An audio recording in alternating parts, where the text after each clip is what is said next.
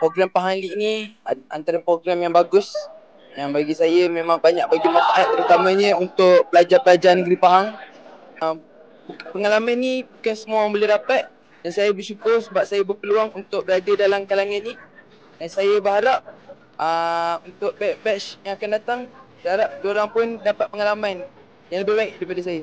Saya nak ucapkan terima kasih, ribuan terima kasih kepada Tok Wan kerana menginspirasikan Pahang League ni. Kami tak akan mensia-siakan apa yang telah diusahakan oleh Tok Wan, dan kami berjanji kami akan gunakan ilmu yang kami belajar dekat Pahang League ini untuk meletakkan nama Pahang di puncak kejayaan.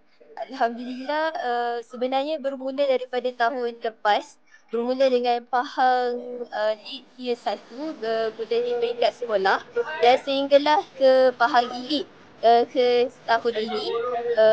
Sepanjang program ini berjalan, saya memang dapat banyak input yang bermanfaat.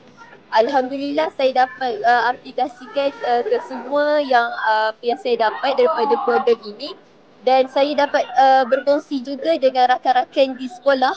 Bahkan ada semangat, memang membarakan semangat lagi untuk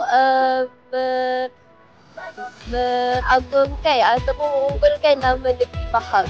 Dan saya berharap kami semua tingkatan 5 di negeri Pahang dapat mengekalkan kedudukan negeri Pahang, bahkan meningkatkan lagi supaya nama negeri Pahang sentiasa terunggul di negara Malaysia. Rasa bangga tak? Saya sangat rasa bangga sebagai anak Pahang.